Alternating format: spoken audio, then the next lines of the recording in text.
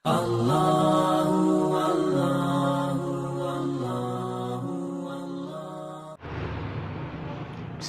Assalamualaikum warahmatullahi wabarakatuh.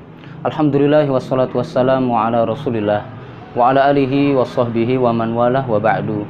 Pemirsa Fardai yang dimuliakan Allah subhanahu wa ta'ala, alhamdulillah Ramadan selalu indah. Ramadan tetap indah di hati orang-orang yang beriman walaupun kita kondisinya ada di rumah. Mudah-mudahan Ramadan kita senantiasa dalam naungan berkah.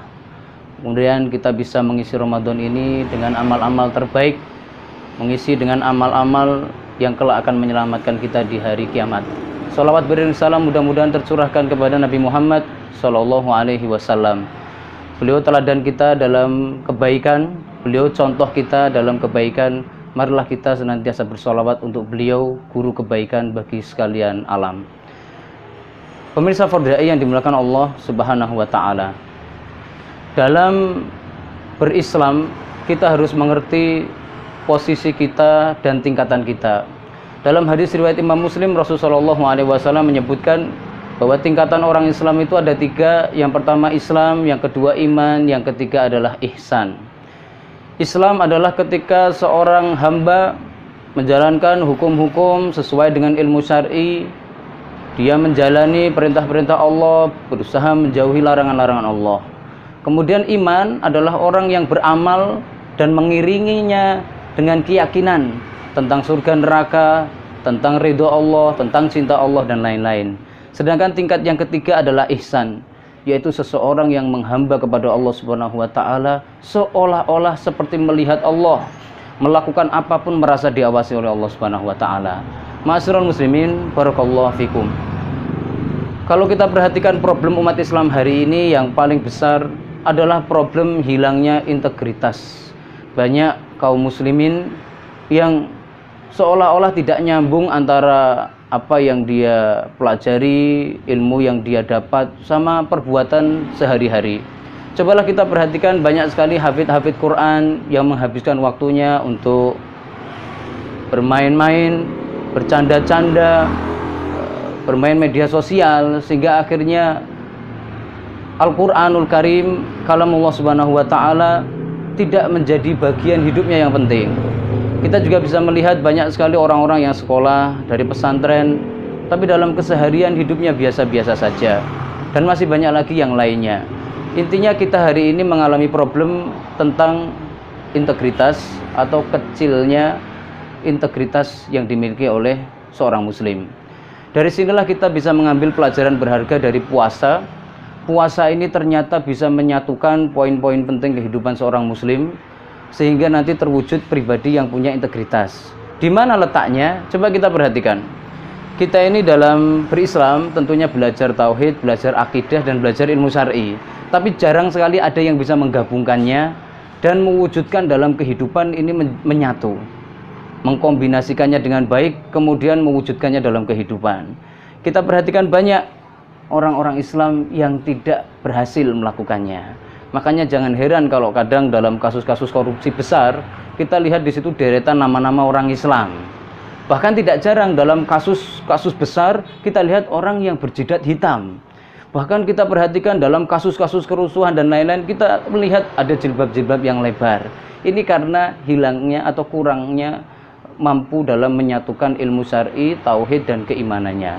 Dari sinilah melalui puasa kita bisa mendapatkan hikmah yang luar biasa. Allah Subhanahu wa Ta'ala mengajarkan kepada kita agar menyatukan itu. Saat seseorang sedang berpuasa, coba kita tengok di rumah dalam kondisi sendirian, sepi, pintu terkunci, pagar terkunci, tidak ada siapa-siapa, tenggorokan haus, perut lapar, di kulkas ada makanan, ada minuman, milik sendiri, tidak beresiko, tidak bakal kena hukum. Tapi kita lihat seorang muslim, imannya aktif, tauhidnya aktif, ilmu syar'inya aktif. Akibatnya dia tidak membatalkannya. Ini merupakan prestasi luar biasa. Kalau sampai kita bisa melebarkan wilayah amaliyah ini nanti di luar puasa, maka hidup kita sebagai seorang muslim akan menjadi hamba yang sejati. Kehidupan hamba yang sejati, anta abudallaha ka'annaka tarahu. Kita seolah-olah nyembah Allah seperti melihat Allah.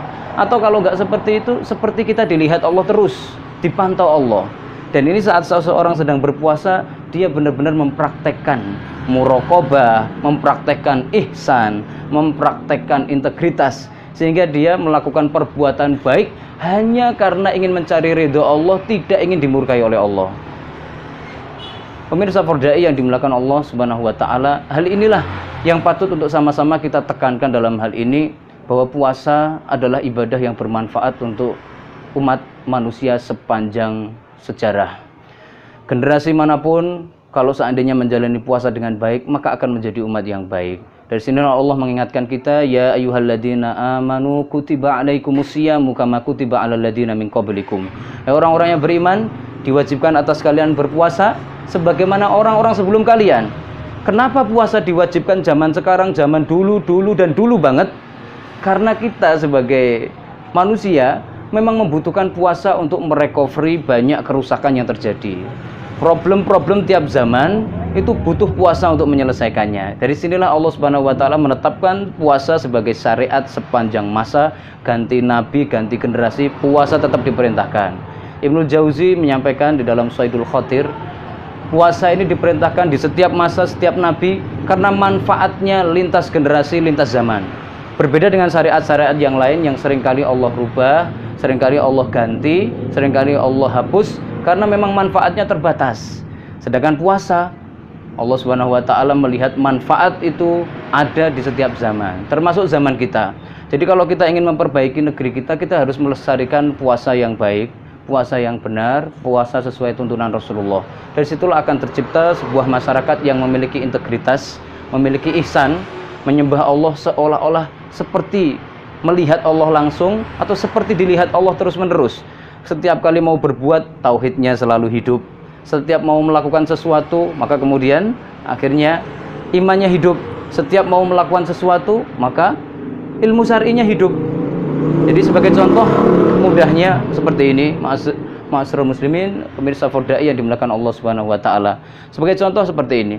Ketika ada pengumuman masjid membutuhkan bantuan untuk merenovasi bangunan bagi seorang muslim yang punya ihsan, tingkat keagamaannya tinggi, maka dia langsung ilmu syar'inya akan aktif. Oh, membantu masjid itu merupakan bagian penting dari perjuangan umat. Yang kedua itu syiar Islam. Yang ketiga itu akan diberikan pahala oleh Allah Subhanahu wa taala, dibangunkan rumah yang semisal itu nanti. Kemudian yang kedua, imannya aktif. Dia percaya betul, kalau saya infak sekarang, besok Allah ganti dengan rumah sesuai dengan infak saya. Kalau sekarang saya infaknya maksimal, Allah kasih sesuai dengan usaha saya. Yang ketiga, tauhidnya akan aktif, di mana dia paham betul bahwa Tuhannya maha melihat, maha mendengar, maha tahu.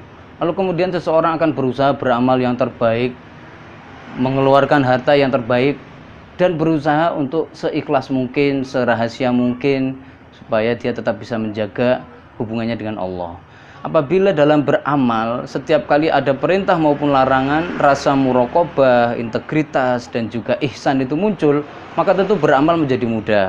Meninggalkan larangan Allah menjadi mudah, dan tentu kita semuanya akan senantiasa berada di atas jalan kebaikan. Mudah-mudahan puasa Ramadan ini membuat kita semakin ihsan, membuat kita semakin dekat dengan rahmat Allah Subhanahu wa taala, dan meninggalkan banyak pahala bagi kita nantinya. Mudah-mudahan Allah Subhanahu wa taala menjadikan puasa ini sebagai amal yang istimewa bagi kita semuanya. Akhiru da'wana alhamdulillahirabbil alamin. Assalamualaikum warahmatullahi wabarakatuh.